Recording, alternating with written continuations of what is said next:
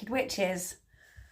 It's the Scorpio full moon, and it's been a very emotionally intense ceremony because one of my best friends died, my sister, from my coven. So I'm in a coven called the Hedge Sark Coven that we created in 2017 or something like that. There's 5 of us, and one of them passed away in a very tragic situation.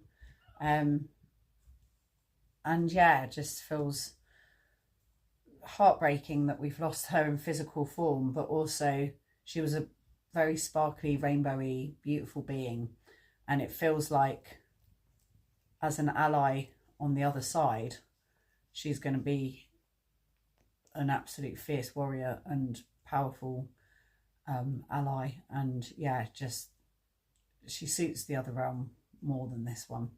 But then that's sad in its own right, because something about this realm feels so brutish and unjust and cruel. But we also need to work together to make it be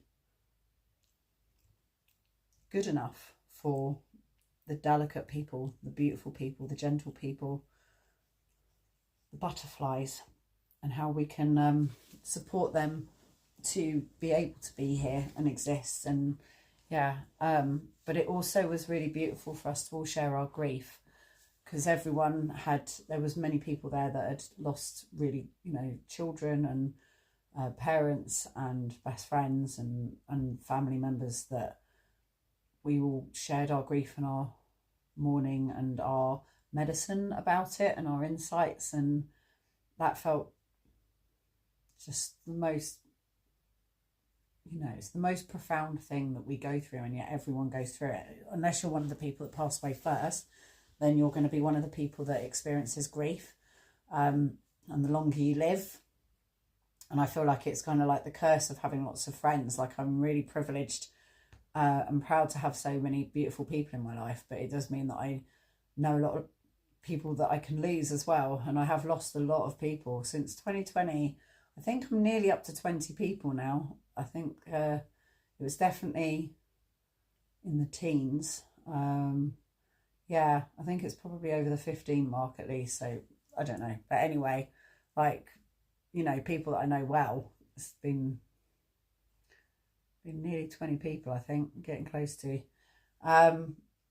So I've experienced an awful lot of grief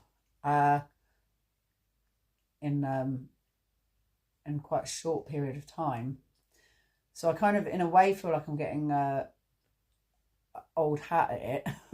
Like and I've had beautiful experiences with people who've passed on since they've passed on. There's the woman Anne, whose house I squatted, and I made a theatre show about her life, Anne Clark, and I never even met her, I never even knew her, and how much her story and life has continued to ripple and affect the world since she's gone. And with my friends as well who've passed away, I've had incredible interactions with them via the birds that I associate with them, or songs that I associate with them coming on at some of them hilarious moments, where I feel like they're still part of what's going on. They're still participating and chucking their humour in it. They make me laugh. They've made me laugh. I've even had like erotic moments. I've had an erotic moment with one of my passed away friends, where their song came on when I was in the middle of a sexy goddess bath, and I was like, oh, all right, then you can hang around. And that was fun. So yeah, like Sophia, who is my friend that passed away, she was a peacock rainbow being, and she's appeared to her father Thomas and to us as a sunbeam. I just spent the afternoon in a sunbeam out on a rock. I swam out to a rock in the sea and sat on it and thought about how she reminded me of a mermaid. And she was a fellow Capricorn, so she had the fishy tail, and she was very mermaid-esque with her lovely long pre-Raphaelite hair. And I just sat with her and sang, and sang beautiful songs, and yeah, it was beautiful. So I felt like I had a moment with her that was really special and tender. And so we've all associated her now with sunbeams, and that feels really special that she's going to be captured in sunbeams. So yeah, that's a beautiful thing. So yeah, I'm going to do a reading now, and then and with this reading, it feels like she's kind of going to be part of it. I want to hear kind of her advice and support from beyond. So we'll see if that comes through. It might not, but I feel like she's kind of part of the mix a little bit, and whatever it is that we are connecting to, because it is the Scorpio full moon, and it's in opposition to Uranus. Uranus is the planet of like the unexpected and huge change, and Scorpio is about transformation and secrets being revealed and dealing with the really biggest, darkest stuff. Some of the things that came up from the ceremony tonight are like, you know, repressed childhood memories, yeah, losses from, you know, way back, but like are the deepest cuts, the deepest wounds. Basically, it's the deepest wounds is what we're talking about. And some of them might be repressed and completely forgotten about. Some of them might be completely raw as hell, like ours are for many of us at the moment. Scorpio is no holds barred. There's nowhere to hide with Scorpio, and Uranus especially, with it being in opposition. It's like you probably have been going through quite a lot, and I know we have at our end. So let's pull these and see what the universe, with a touch of Sophia magic, has to say about what's going on. Well, this is kind of almost like the Scorpio rune. So this is the rune of Thor, the god of thunder, and this means this is the thorn on a rose. It's like it's a rose, and she's very connected to the rose. Mary Magdalene, her father is very much part of the Magdalene rose path, and what it represents is how like there is the thorn on the rose, but it's a shamanic journey. Like all of life is a shamanic journey. That this is an initiation. It's an experience. You know, we've slipped into this mortal form to have a mortal experience, and it's a trip, and it's not easy. It's a very complex, difficult, traumatic and joyful and everything experience of being alive. No, it's not going to be easy, but it is what we're here doing, because we go back to the infinite and, you know, crack on with being infinite once we're not doing this anymore. It's a short little window we get to do this. This is the physical, and the physical is the Fool. So we have here the blank rune, which means physically, while we're here in our physical form, anything's possible. And it's the unknown. So the Fool is stepping off the cliff into the unknown. When we go back to the infinite, all is known. Like we know why and what is going on again. And it also doesn't matter anymore. We don't care. So the only unknown exists in a place where we need to know, or we want to know, or we seek to know. So wisdom, but also not knowing and understanding and knowledge, that only exists when you're not infinite. It's only when we become these little finite, separated ego forms that unknown becomes an issue, and the unknown is death. So for the physical realm, we suddenly have this experience of the unknown. Deep down we know, but it's the unknown.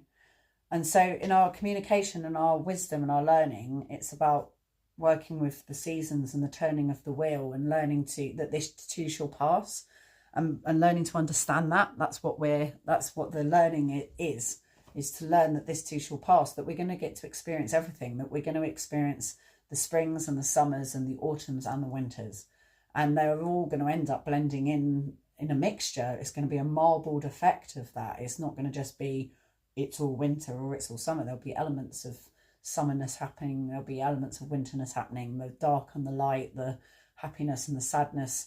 It just marbles itself together into this cacophony and symphony that is the experience of life. Emotionally, as above, so below.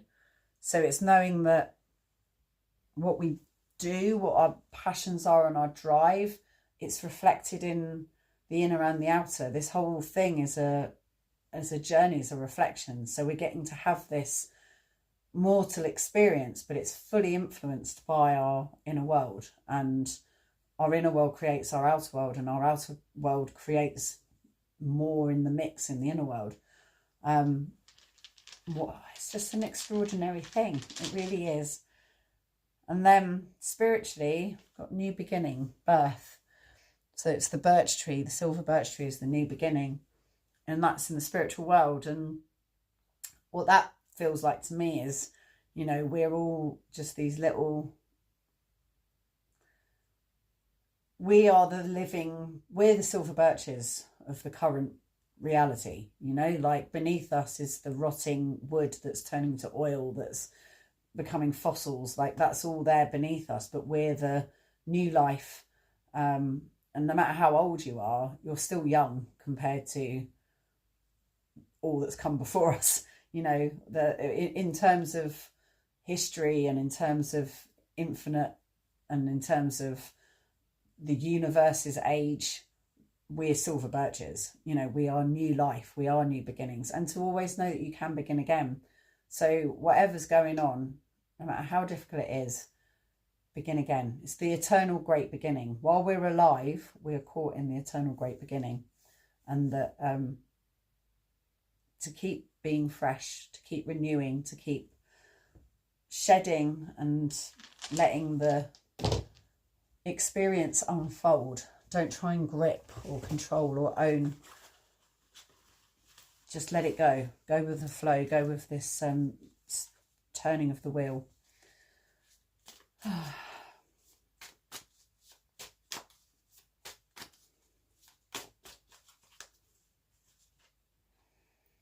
So I have here power, and this card's come up a few times lately.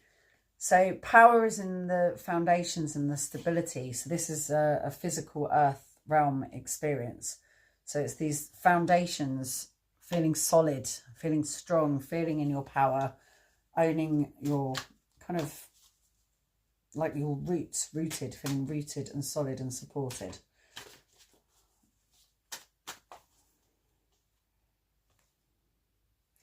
We have here victory. I mean, I hope this is victory, the Six of Wands. So this is our fire and our passion, that we can feel victorious with whatever it is we're doing, that this is all meant to be, that we're powerful and victorious in our existence. And luxury. So the Four of Cups, luxury. I mean, for me, those cards feel like it's like, this is all as it should be, that we should be experiencing these things. You know, it's a luxury to be alive, as much as it's also difficult. Yeah, I mean, that just feels very supportive and abundant, and that would feel to me that that's an indication coming through from Sophia and from the inner world in general, that this is all happening as it should be, which is also what that rune in the middle means, is that, yeah, it's a shamanic journey, and yes, we're going through difficult times and difficult things happening, both personally but also on the world stage, and politically, even in my kind of more immediate world, that it feels like there's this battle going on, and that it's felt like we've been losing it for a while. I feel like this moon is the turning point. Just in terms of the astrology and stuff that's been happening, the really difficult astrology is past now, and now it feels like things are a bit more on our side, and that, yeah, I feel like there's some positive stuff to come. And that feels like this is saying that as well, that we're going to move into this place of like abundance and luxury and yeah, victory, that's coming our way, which would be nice, because I definitely feel like a bit defeated or deflated, definitely deflated. So I'm going to pull some cards from the goddess to give us some nudges.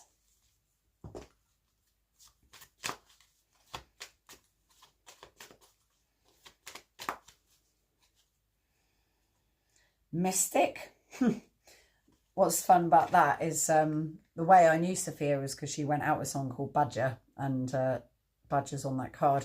And Sophia's definitely a mystic, and it's got the rose path on there, her rose heart. She was part of the rose path. So that feels like that's Sophia saying hello, and that she's here for this reading. And to connect with our mystic, like she was such a mystic. I mean, that literally, her father literally just described her as a mystic. Tuning in with that, connecting to that, is something that I think we all need to do, and just feel the just connecting to that part of like something deeper and something more mysterious and magical than just the everyday. Like she taught me about chakras, she taught me about colour magic, and she loved rainbows and colours and chakras. She was all about all of that. So whenever I see a rainbow or a peacock, it will always be her from now on. But she was very ethereal and was connected to an ethereal plane. And I want to be part of that, or that to be more part of the world that we live in. And it not just be like, oh, that's nonsense, because that's the kind of thing that was being done to her, you know, all the time. Oh, that's just like silly nonsense. And then, you know, it ended up actually shooing her away. Perpetually becoming, with a Scorpio tail, which is interesting because it's the Scorpio full moon. And I also talked about yin and yang constantly in the ceremony because it's Beltane, but there's been so much death. So this thing of like, you get a touch of the dot of the other. So Beltane is the season of life and spring and things coming to life, and yet you have the Scorpio full moon, and so much death has occurred. So much death has occurred in people's lives recently. So it's a touch of this opposite that lands in the binary oppositions. So let me see what the card says. Perpetually.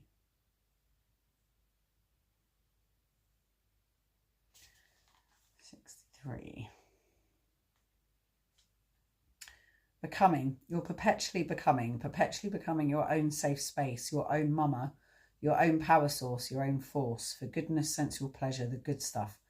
Perpetually becoming by cycling through the ebb and flow of creation, through your dreams, your own creations, giving birth to yourself, the world, to the cosmos, over and over again. Perpetually becoming by birthing primordial source power, so that you have the strength and resources to rebirth and mother yourself from out of the darkness. I am perpetually becoming more of myself. The wellness and self-help industry wants to sell you cures and quick fixes, but this, perpetually becoming, it's the ultimate way in which we tend to and become more of who we're here to be. Only, well, it's not easy to package and it doesn't really sell. Oftentimes, in fact, it's messy and it's definitely not linear. And yet we're forever becoming, perpetually becoming. It's a journey, a process, in and down, up and out, perpetually birthing more of who you already are. And that is, very much what we talked about in the ceremony, was that we were all on journeys, and that grief is not linear, and that, but that we're on this roller coaster still, working together, working with ourselves, seeing it unfold. I remember once when my friend's wife died, we talked about it, and he said, even though this is so difficult, I still haven't given up on the roller coaster. I still embrace the roller coaster of life that we're on. And it just feels like you should just never give up on that. It's,